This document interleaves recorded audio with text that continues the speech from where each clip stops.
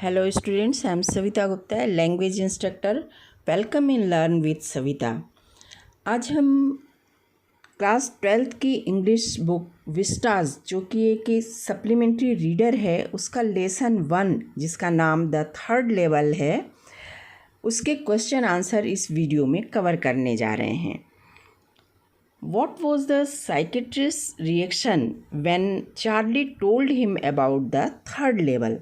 जब चार्ली ने third level के बारे में अपने मनोचिकित्सक को बताया तो उसकी क्या प्रतिक्रिया थी. The psychiatrist told him that it was a walking dream wish fulfilment.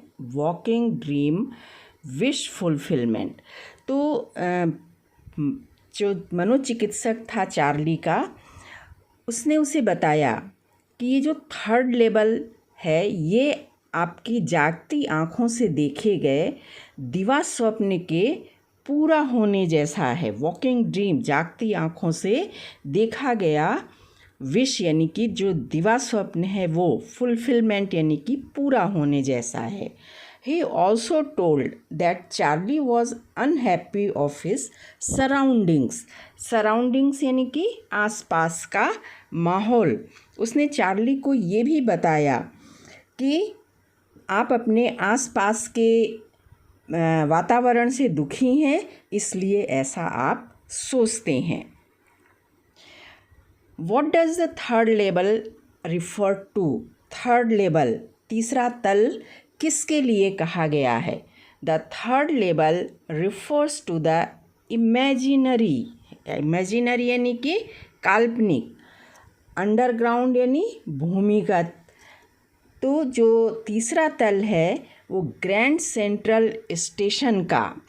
ठीक है, ये जो ग्रैंड सेंट्रल स्टेशन है इस ग्रैंड सेंट्रल स्टेशन के तीसरे पर काल्पनिक भूमिगत तल को कहा गया है. What is the world fill with. ठीक है, वर्ल्ड यानी कि दुनिया. ये दुनिया किन किन चीज़ों से भरी हुई है. ठीक है, तो the world is filled with insecurity असुरक्षा, फियर डर, वॉर युद्ध, वरी चिंता एंड टेंशन यानी कि तनाव.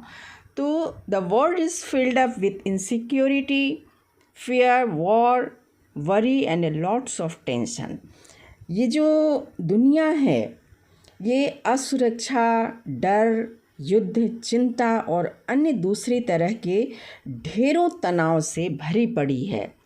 ऑन द अदर हैंड लेकिन दूसरी ओर there is joy, satisfaction and security and positivity in the world also. लेकिन इसके साथ ही इसी दुनिया में खुशी भी है, संतोष भी है, सुरक्षा भी है और सकारात्मक दृष्टिकोण है. भाई ये तो नज़रिया है अपना अपना कि आप दुनिया को कैसे देखते हैं. What according to the author is stamp collecting. लेखक के अनुसार टिकट संग्रह करने की हॉबी क्या बताता है. According to the author, stamp collecting is a temporary refuge from reality. ठीक है, तो लेखक के अनुसार टिकट संग्रह करने की हॉबी भी वास्तविकता से भागने का एक अस्थायी उपाय है. Temporary relief. ठीक है, रियलिटी यानी वास्तविकता से भागने का एक अस्थायी उपाय है क्योंकि थोड़े समय के लिए लोग अपने इस शौक़ में डूबकर बाहरी दुनिया को भूल जाते हैं. It's an escapement from worldly worries. बाहरी दुनिया की चिंताओं को भूल जाते हैं लोग अपने इस स्वप्न में, अपनी इस हॉबी में डूब करके और अपने आप को थोड़ा सा रिलीफ महसूस करते हैं. How did Charlie reach the third level. Charlie तीसरे तल पर कैसे पहुंचा. One day Charlie wanted to reach home early from his office. एक दिन चार्ली ऑफिस से घर जल्दी पहुंचना चाह रहा था. So he went to the Grand Central to catch a suburban train. तो इसलिए वो ग्रैंड सेंट्रल से भूमिगत मार्ग वाले ट्रेन से जाने का निश्चय किया, but he was lost in A corridor. लेकिन वहाँ वो एक कॉरिडोर में भटक गया। ही thought it was a second level. वहाँ चार्ली ने सोचा कि शायद वह द्वितीय तल पर है, but in his imagination he had reached the third level. लेकिन वो अपनी कल्पना में वो थर्ड लेवल में पहुँच गया था। How did Charlie realise that he was on the third level? तो उसे तो लग रहा था कि वो सेकंड लेवल पर है, फिर चार्ली को कैसे पता चला कि वो थर्ड लेवल पर है, तृतीय तल पर है। At the third level Charlie saw fever ticket window. Third level Charlie को ऐसे पता चला कि वो थर्ड लेवल है कि उसने जब आसपास देखा तो उसने देखा कि वहाँ पर टिकट विंडो बहुत कम है। Information booth was made of would. जो सूचना कक्ष है वो लकड़ियों के बने हैं। मॉडर्न टाइम पर जैसे अप टू डेट फैशनेबल बने रहते हैं, सीमेंट के वैसा नहीं है, बल्कि लकड़ियों के बने हैं, ओल्ड फैशन के। The people wearing old fashion dress. इतना ही नहीं, जो लोग भी हैं वो भी पुराने फैशन के कपड़े पहने हुए थे। And old locomotive. वहाँ पर उसने एक पुराने ज़माने में चलने वाला रेल का इंजन भी देखा। ब्रास स्पिटून, एक पीतल का थूकदान भी उसने देखा। न्यूज़पेपर डेटेड जून 11, 1894। और वहाँ जा कर के वो कहाँ है, किस समय में है, देखने के लिए वो एक न्यूज़पेपर देखा तो वहाँ पर डेट पड़ी हुई थी 11 जून 1894। ठीक है। और क्या देखा उसने? Flickering open flame gas lights. और वहाँ उसने देखा कि रोशनी के लिए खुली लौ वाली गैस बत्ती जल रही थी। And many other things related to that century. उसने वहाँ और भी ऐसी कई चीज़ें देखी जो उस सेंचुरी यानी 1894 से संबंधित थी। तो इन सब चीज़ों को देख करके चार्ली को कंफर्म हो गया कि वो थर्ड लेवल में पहुँच गया है। I have taken the obvious step explain. मैंने सावधानी के लिए अतिरिक्त कदम उठा लिया है। स्पष्ट करें इस कथन का क्या मतलब है। Nobody believed on Charlie's statement about the third level. जब भी चार्ली किसी से तृतीय तल के बारे में बात करता तो लोग उसकी बात पर विश्वास नहीं करते। चार्ली को भी लगने लगा कि हो सकता है कि लोग उसे खिसका हुआ समझते हों। His wife was alarmed and took him to psychiatrist. उसकी पत्नी भी उसकी रवैये से सतर्क हो गई और उसे मनोचिकित्सक के पास ले गई। Charlie himself needed to meet the psychiatrist. तो चार्ली खुद भी चाह रहा था कि वो किसी मनोचिकित्सक से मिले और स्थिति को क्लियर करे। It was an obvious step. यही वो आवश्यक कदम था जिसे चार्ली ने अपने बारे में उठाया था। What was Charlie's vision about Galesburg town? Galesburg town 1894 के गैल्सबर्ग टाउन के बारे में चार्ली की क्या धारणा थी? Charlie thought that Galesburg was still a wonderful town. Charlie को लगता था गैल्सबर्ग अभी भी पहले वाला एक अद्भुत शहर है जहाँ कोई परिवर्तन नहीं हुआ है। In 1894 people used to sit on their lawn having sufficient time to talk to each other smoking cigars. उसे मालूम था कि 1894 में लोग अपने लॉन में आराम से बैठते थे क्योंकि उन लोगों के पास सिगार पीते हुए एक दूसरे से बात करने और एक दूसरे के साथ समय बिताने के लिए पर्याप्त समय रहता था। Women waving palm leaf fans. जो महिलाएं थीं वो ताड़ के पत्ती से बनी हुई पंखों से हवा करती रहती थी। कब? लंबी गर्मियों के शाम को, है ना, in long summer evening. Overall it was a peaceful and friendly place. और अगर शॉर्ट में कहा जाए तो सबसे बड़ी बात ये थी कि वहाँ का माहौल बिल्कुल शांत था और सौहार्दपूर्ण था। Why did Charlie return from third level? Charlie तृतीय तल से वापस क्यों लौट आया? Charlie return to collect enough money to buy 2 tickets to Galesburg town for him and his wife Louisa। तो चार्ली गेल्सबर्ग जाने के लिए अपने और अपनी पत्नी लुइसा के लिए 2 टिकट खरीदना चाह रहा था, पर उसके पास 2 टिकटों के लिए पर्याप्त पैसे नहीं थे। And also is the clerk was not accepting the currency of the modern time. और ये भी कारण था कि उसके पास जो करेंसी थी वो उस समय की यानी 1894 की करेंसी नहीं थी, जिसे लेने से क्लर्क ने मना कर दिया था। Why did Charlie rush back from the third level? Ticket लेने गए चार्ली थर्ड लेवल से भागता हुआ क्यों वापस आ गया? Charlie wanted 2 tickets for Galesburg. Charlie Galesburg जाने के लिए 2 टिकट खरीदना चाह रहा था। His currency was different looking from the money of those days. लेकिन उसके पास जो करेंसी थी वो उस समय यानी 1894 में चलने वाली करेंसी से बिल्कुल अलग थी।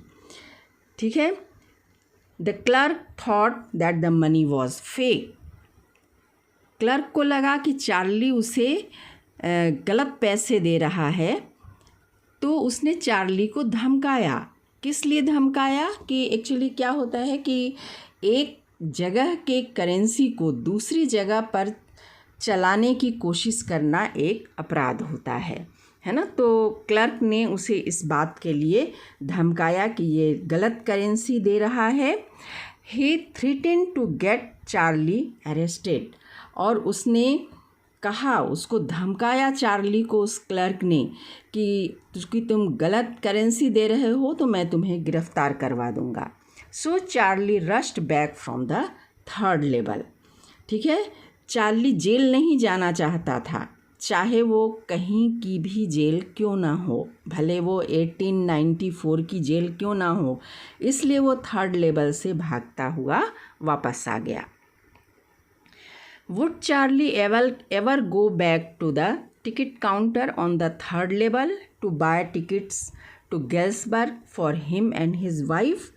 क्या चार्ली फिर कभी अपने और अपनी पत्नी के लिए गेल्सबर्ग जाने का टिकट लेने वापस थर्ड लेवल के टिकट काउंटर पर आया? No, Charlie would never go back to the ticket counter on the third level to buy tickets to Galesburg for him and his wife. नहीं, चार्ली फिर कभी अपने और अपनी पत्नी के लिए गेल्सबर्ग का टिकट लेने वापस थर्ड लेवल के टिकट काउंटर पर नहीं आया। Because he would never find the third level. क्योंकि वो जब भी वापस आया उसे कभी भी थर्ड लेवल नहीं मिला, वो शायद कहीं खो गया था। How did Charlie compare the Grand Central to a huge tree? है ना, ये बहुत इम्पॉर्टेंट क्वेश्चन है। तो चार्ली ग्रैंड सेंट्रल की तुलना एक बहुत बड़े पेड़ से क्यों करता है? Charlie always found new tunnels, ठीक है, एंड स्टेयरकेस। टनल्स यानी सुरंगें, स्टेयरकेस यानी कि सीढ़ियाँ at the Grand central. Charlie को हमेशा ग्रैंड सेंट्रल में नए नए टनल और नई नई सीढ़ियाँ मिलती थीं।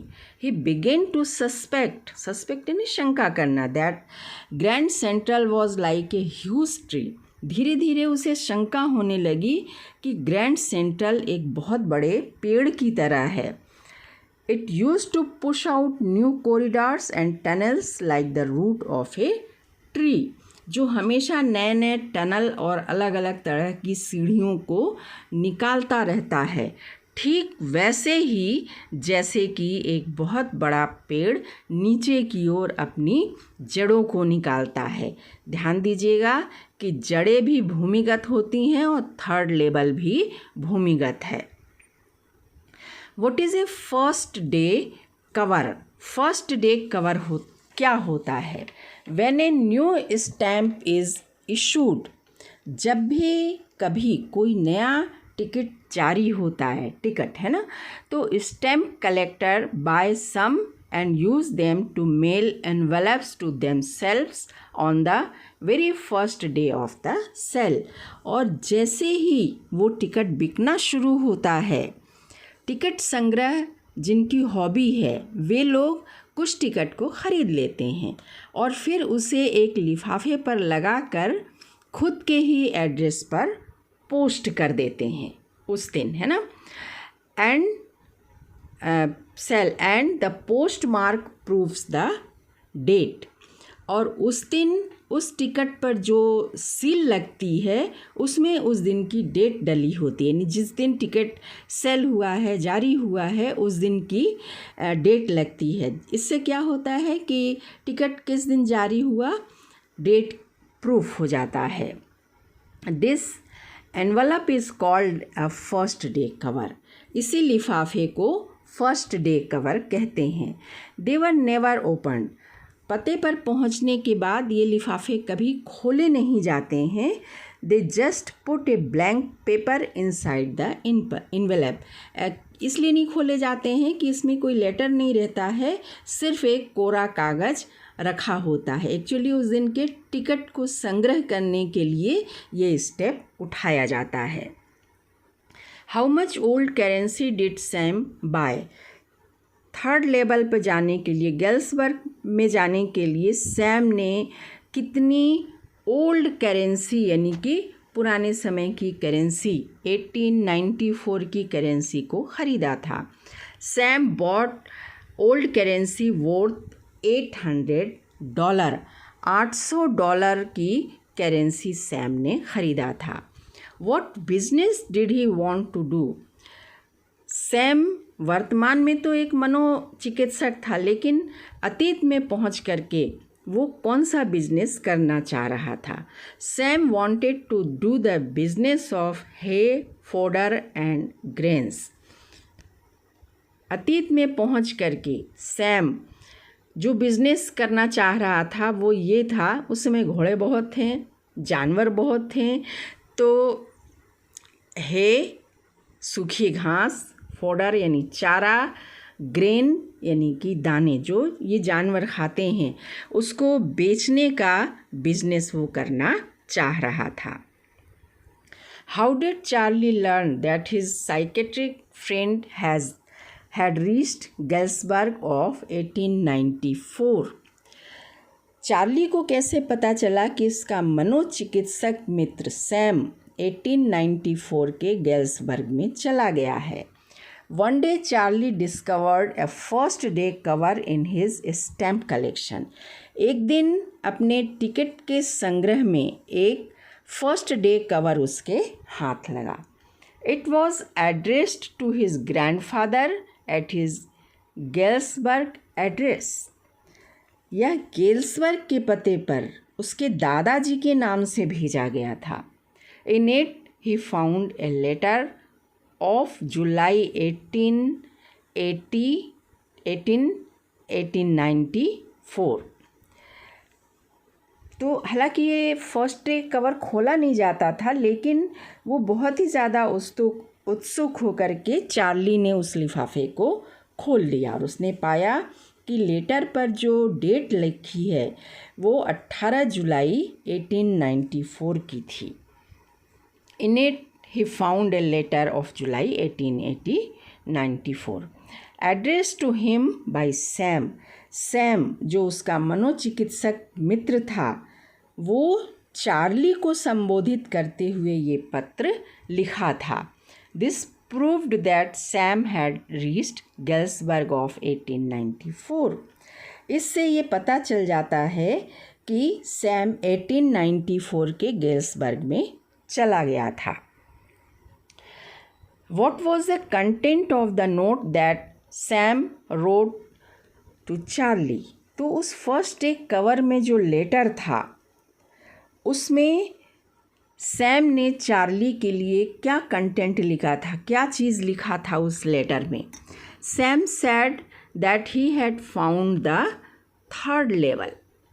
ठीक है, उसमें लिखा था, सैम ने चार्ली को संबोधित करते हुए लिखा था कि उसे थर्ड लेवल मिल गया है।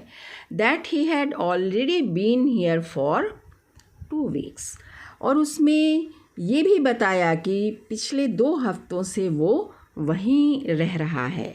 दैट लाइफ वॉज पीसफुल, काम एंड ट्रैंक्विल देयर। और ये कि वहाँ की ज़िंदगी अमन, चैन और सुकून से भरी हुई है। He urge Charlie and Louisa to go back to the third level and keep looking for it till they found it. साथ ही उसने चार्ली और लुइसा को सलाह दी थी कि तुम दोनों थर्ड लेवल की खोज करो और तब तक खोजते रहो जब तक थर्ड लेवल तुम्हें मिल ना जाए। और साथ में कि जैसे मिल जाता है तुम दोनों भी यहीं गेल्सबर्ग आ जाओ। Do you think that the third level was a medium of escape for Charlie? Medium of escape, वास्तविकता से भागने का एक माध्यम। क्या आपको ऐसा लगता है कि थर्ड लेवल चार्ली के लिए वास्तविकता से बचने का एक साधन था? Yes, the third level was a medium of escape for Charlie because he might be unhappy and fearful from worldly worries. हाँ, हमें ऐसा ही लगता है कि थर्ड लेवल चार्ली के लिए वास्तविकता से बचने का एक माध्यम था। ऐसा इसलिए क्योंकि हो सकता है कि दुनियावी चिंताओं के कारण वो डरा हुआ और दुखी रहता हो। He just wanted to escape from that. वह इन सब डर और चिंताओं से दूर भागना चाह रहा था। And this happens when any person is unable to face and fight such abstract aggressors. ठीक है, और जब भी कोई व्यक्ति ऐसी अनदेखी और अनचाही चीज़ों का सामना करता है तो अक्सर ऐसा होता है कि वो इन सब से दूर भागने के लिए एक अपने चारों ओर एक काल्पनिक दुनिया बना लेता है और वहीं पर पनाह लेता है, अपनी कल्पनाओं में डूबा रहता है और दुनिया भर की चिंताओं से दूर हो जाता है। Do you see an intersection of time and space in this story? क्या इस स्टोरी में समय और स्थान का इंटरसेक्शन देखने को मिलता है? Yes, an intersection of time and escape is seen in the story. जी हाँ, इस कहानी में हमें समय और स्थान का इंटरसेक्शन बराबर देखने को मिलता है। Charlie moves in past from present. Charlie अक्सर अपनी कल्पना में वर्तमान से अतीत में पहुंच जाता है। समय का intersection. Charlie moves in past from present. He reached in the time of 1894। वर्तमान से वो अतीत के 1894 गेल्सबर्ग में पहुंच जाता है ना। तो इस तरह टाइम और स्थान दोनों का इंटरसेक्शन इस स्टोरी में मिलता है। This was impossible but due to his imagination he was shifted to the third level. हालांकि ये असंभव है पर वह अपनी कल्पना में थर्ड लेवल पर पहुंच जाता था। And found himself at Galesburg, और अपने आप को गेल्सबर्ग में पाता था, है ना। तो एक तो 1894 में समय और गेल्सबर्ग में पहुंच जाता है स्थान, तो समय और स्थान दोनों का इंटरसेक्शन है। His psychiatric friend Sam also seems to be victim of modern worldly worries. उसका मनोचिकित्सक मित्र सैम भी इन्हीं दुनियावी चिंताओं का शिकार लगता है and he himself also shifts to the third level, और वो भी अपनी कल्पना में थर्ड लेवल पर पहुंच जाता है और अपने आप को गेल्सबर्ग में पाता है। The author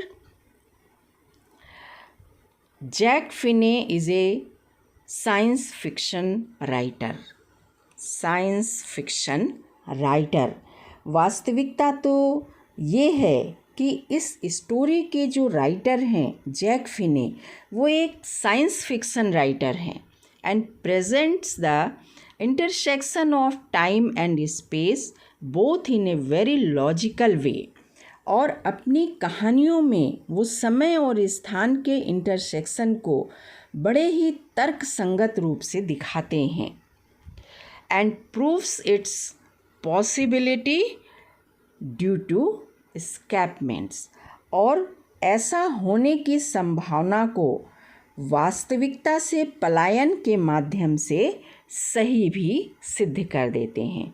so students, this is all about the important question answer of this lesson the third level. Hope कि आपको ये वीडियो अच्छा लगा होगा, आपको इससे आपकी बहुत सी समस्याओं का हल मिल जाएगा।